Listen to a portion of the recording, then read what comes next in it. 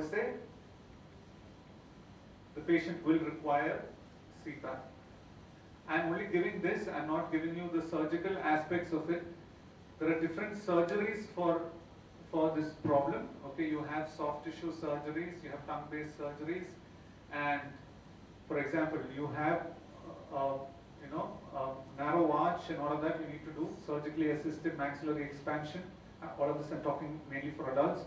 Or you will have to do maxillomandibular advancement, orthodontic surgeries, because soft tissue surgeries, okay, I know a dentist who has undergone surgery, who has used CPAP and still is not okay. Now he's using this, he says he's better, he's not completely okay. So OSA is not something that is, you do one thing and it's all going to be fine. So it can be multifactorial causes to this. So there are different surgeries that are there. ENT people will do something called uvulopalatopharyngoplasty. They basically cut out the portion of the uvula and widen that. Okay, and then they have these tongue-based surgeries that they do. Ear, nasal septum correction, and any soft tissue polyp is there. Maxillofacial, they generally is maxillomandibular advancement that is used. Then you have something called hyoid suspension and genioglossus repositioning, surgeries like that. Not very common. So which is why CPAP, generally CPAP is what is mainly recommended. So if the patient has severe this thing, then it's generally better to go with CPAP. Okay? Or CPAP with an oral appliance.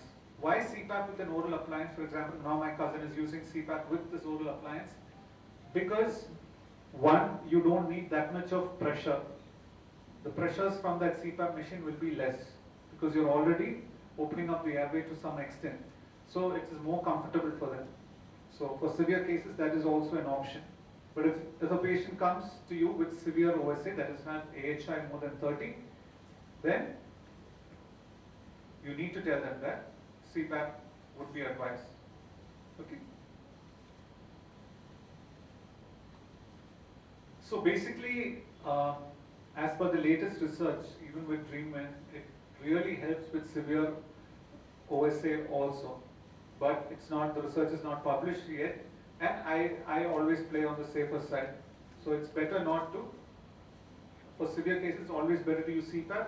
Maybe if it's very high, use it along with this. You have upper airway surgery. There's something called neurostimulation. That's there, that's common abroad. Okay? Not common, sorry. Pardon me, that's a mistake, not common. This recently introduced, long-term studies are not there. Basically, it stimulates the hypoglossal nerve. They implant this. It's called Inspire. It's called Inspire. And then you have bariatric surgery, basically for very obese people to do gastric bypass and all of that, just to reduce the appetite. So this is the device. It's called the DreamWin. And in India, we've only brought in the DreamWin, or we are only focusing on the DreamWin Pro. There is one with, if you notice the device, there is an extension in the front.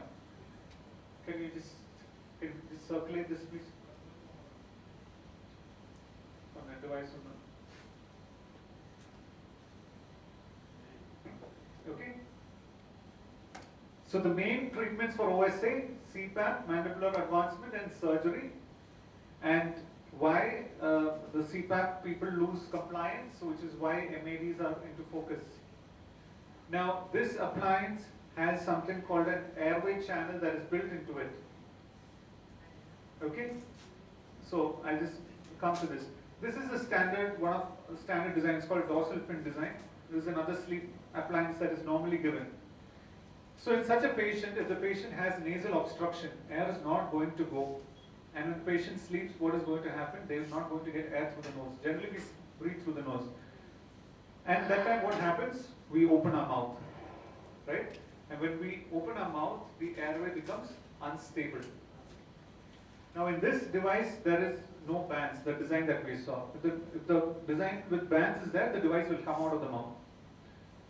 So in this case, there is an airway channel built into this appliance. So there has been a lot of science behind development of this airway, because this was funded along with the Australian government, research from the Australian government. Almost $200 million was pumped into, this research.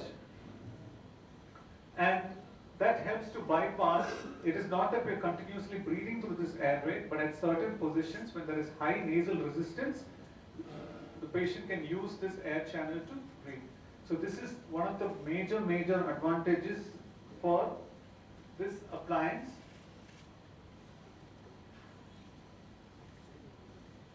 Okay.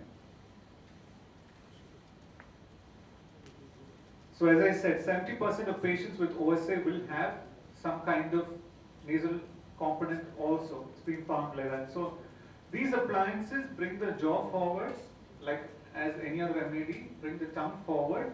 Along with that, it has an air channel. Okay? So that's how this works. And if you notice that extension, into that extension, you can fit something called a valve or the X valve. Okay? So I'll just show that to you also. You can just have a look at this normal design. So these valves, they are of 3 types: low, medium, and high. Yeah. How do these valves work is, when you breathe in, the valve opens and air freely goes in. When you breathe out, the valve closes. So thereby generating something called expiratory positive airway pressure, or EPAP, which helps to stabilize the soft tissues. So in CPAP, air is continuously pushed. So this helps to generate our own breath, to generate some kind of a pressure to stabilize the soft tissues. So these 2 things make this appliance very different from any other appliance in the world. There is no other appliance with this design, because this is a patent, and since we are getting the design from them, and they have given us the IP to manufacture this in India. So these 2 things make it unique. The appliance as such is printed from nylon using SLS technology. Printing in the sense like how we have our DMLS crowns, which are printed with metal powder. So it's a similar machine that is used to print nylon. So it's nylon powder, which is then printed by SLS. So why is that better than normal thermoforming? For example, ma'am, the Silent Night or the silencer is thermoform. Generally, appliances available are thermoform. The newer appliances are printed in nylon because they are more durable. Okay? Because these appliances need to be used for a certain period of time. So another question is, for how long should you use? If I use for 6 months and then I can stop using, again, depends on what the cause of your apnea is. For me, there are different factors. My obstruction is still there, for which I use positional therapy, but I also had a lot of fat around my neck, right? So that added to the problem. When I change my lifestyle and I sleep with my position, according to the correct position, I actually don't need to use this appliance now. But I'm comfortable, so I use it once in a while. I don't use it that regularly now. But initially I had to use this on a daily basis. So again, depends on what is the condition. All of these are provisional appliances. There is no permanent appliance. CPAP is also an intervention. This is also an intervention. Okay? So these are the 2 points that make this very unique. So it comes in 3 dimensions: low, medium, and high. If you see low, you can see 4 holes that are a little more big. Medium has 4 holes that are a little more smaller. High has only 2 holes. So more of pressure will be generated when you use the high valve. I hope till now it is clear.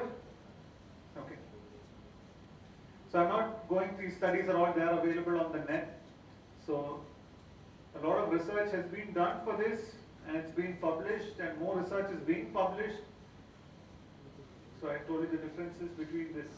So I initially told you how to scan, how to examine the patient and all of that.